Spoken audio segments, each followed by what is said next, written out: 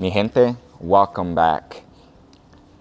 Does the thought of choosing a business partner make you nervous? Or how do you even divide the percentage ownerships? Well, I just recently went through all of that. So I'm going to be sharing that with you. So today we're going to be talking about 5 tips on selecting your business partner. And se me antojó una carnita asada, so let's go to the ranch y vamos a ir a cocinarnos una carnita. So we're here at El Rancho. You know, I'm hispano, soy de papás mexicanos. Yo me considero mexicano, and that is what I'm doing. There it is, there mi raza. Oh yeah, so you can see mi raza. I just love my gente, I love my people. And we're about to go get some steak. Let's go.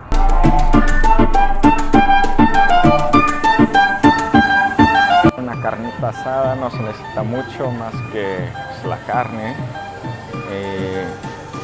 Vamos a ver. Un poco de limones, una cebolla, el aguacate, tomate y obviamente la tortilla. Ya saben, los hispanos no, bueno, los mexicanos no comemos sin tortilla. So I really wanted ribeye steak, and there's none here at the rancho. There's a lot of meat, as you can see. But I'm just really craving the ribeye, so we're heading to HEB. I just want some ribeye. Tip number 1, insecurities. Don't find a partner because you're insecure of going by yourself. That was happening to me. Because, you know, it's scary. You know, you take on all the risks. You're going to be going there, you know, out there to the real world by yourself. And it can get scary. I felt that way. It's like if, you know, when you would try to go out to the woods by yourself, it's scary, right? So you tend to want to have someone to go with you. And that's how it felt for me. And I realized that I was bringing on a partner to be more secure and feel safe. And that's not why you go into business. And yeah, I was really close to getting with someone. He's a great partner, actually. He would be a great partner. However, what he brought to the table was almost, I already had that. 95% of what he brought to the table, I already had that. So it didn't make sense why I was bringing him on as a partner. It was my insecurity. And a partnership is for someone to bring something you don't have. They complement your weakness. And I'll be talking more about that. And the best thing we're about to order, our steak. We're gonna get some ribeye.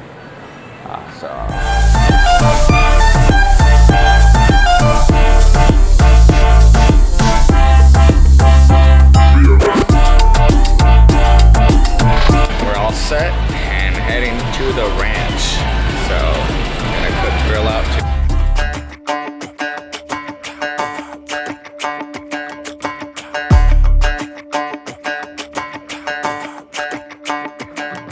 Walking home late at night, maybe half past. Just arrived.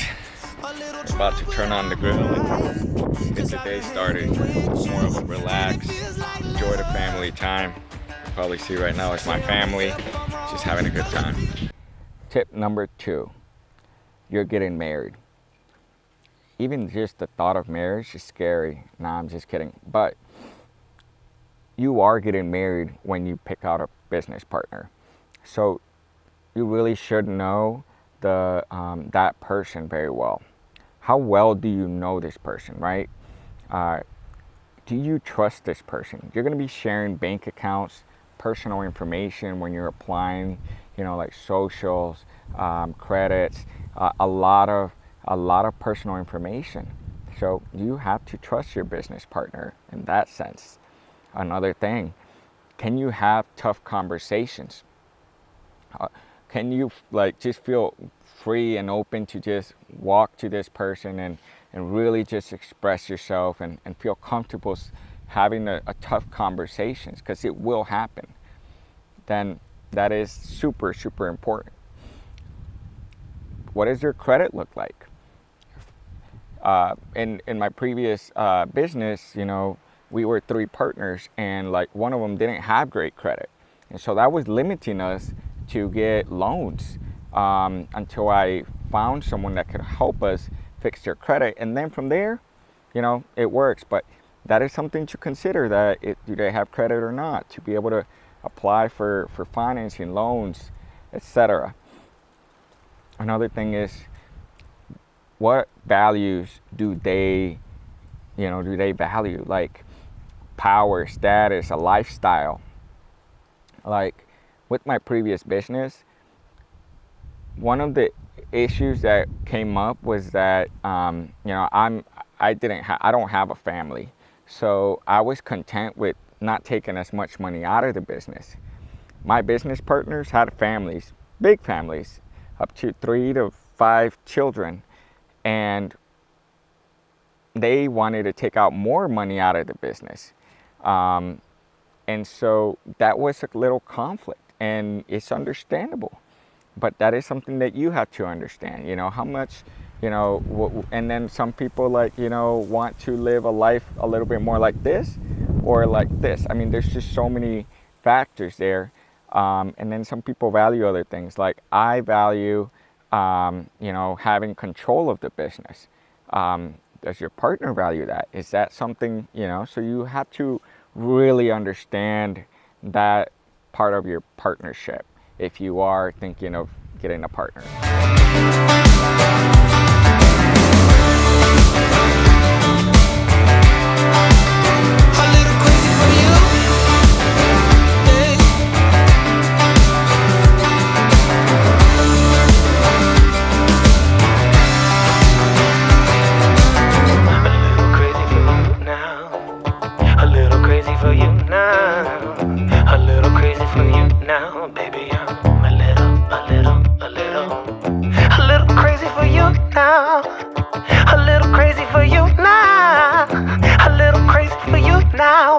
Number 3, strengths complement the weaknesses. This one's pretty straightforward. So your partner should bring something to the table that you already don't. So that's the reason why you want a partner in the first place. So it's be very, very clear that they bring something that you need, okay, that you don't have. And that could be capital, that could be some knowledge of the industry, maybe a specific relationship.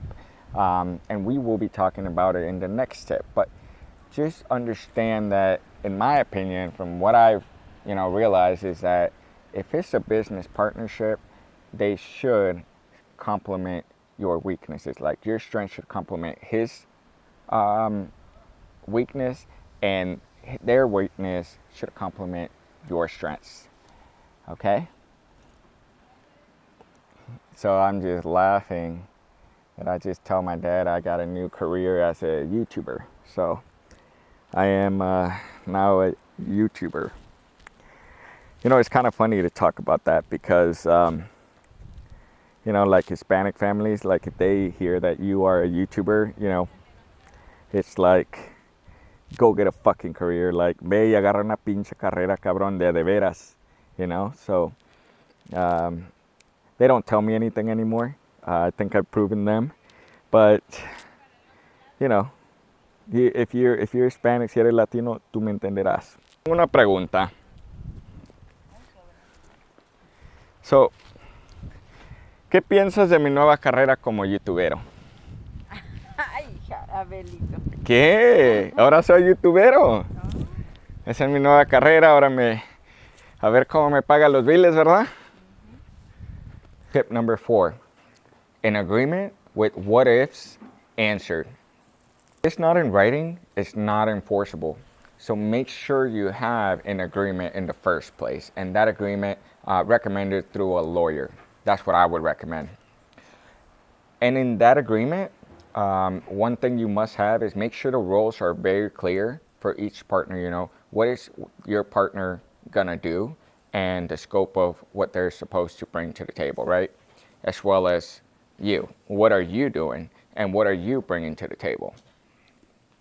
And then the most important ones too is have a lot of what if questions answered. What happens if your partner dies? What happens with the shares there? What happens if your partner wants to bring children to work, their children or their spouse? You know, is that gonna happen or not? You know, do you allow that or not? What if one can't work anymore? Like you can't work together anymore. How do you separate? What are the steps? Is there a mediation? Do you get a lawyer? All these what if questions should be answered. What if one can't work together?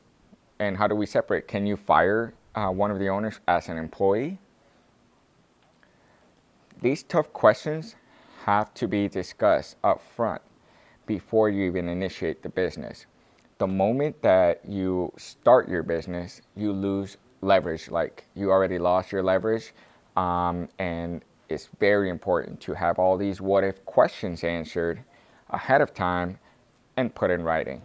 You should let me know if you want this true. Baby, you just make me feel crazy.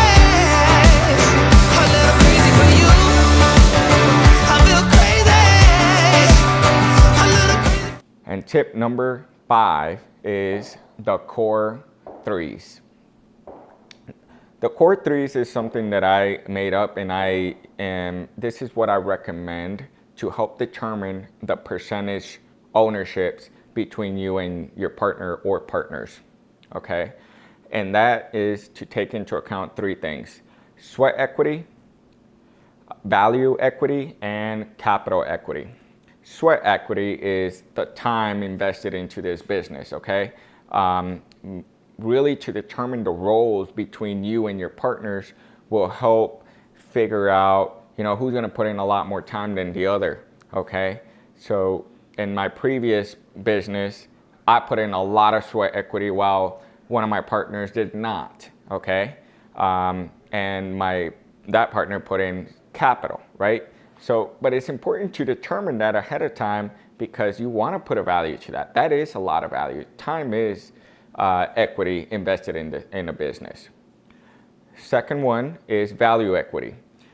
Does one of you bring key relationship to the business, the product knowledge to the business, the business knowledge to the business, the business knowledge of how to scale it, how to create the whole systems and procedures, missions and values, right? That's value equity. Then there's capital equity.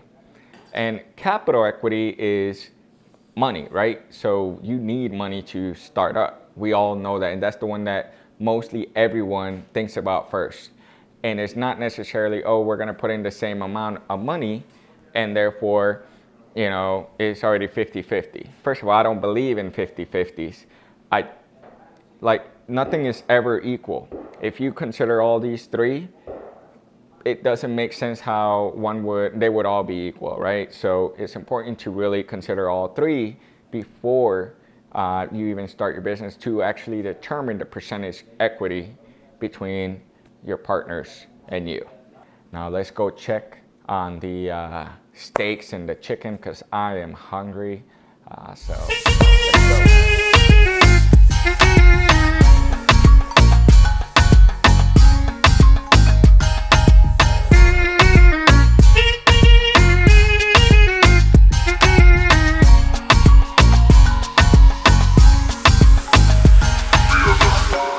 That's it, guys. Those are my 5 tips whenever you're deciding on whether to bring on a business partner, and as well as how to make that relationship or how to establish that partnership. That's it for today. So stay tuned for my next videos. That's when I'm going to be talking a lot more about what's going on with my business at this point. Nothing still has been established. I'm just working on the marketing side, the website. I will be talking about marketing, websites. A lot of that knowledge and how to establish a business. So stay tuned, and I'm done for today. Thank you for watching, guys. If you found value in this video, all I'm going to charge is that you like, share, and subscribe so I can continue to create videos for you every week. All my content will help us become the ultimate business leaders. So if you have any comments, questions, or would like me to cover a topic, leave them in the comments and I will continue to create these videos. As for now, I'm out.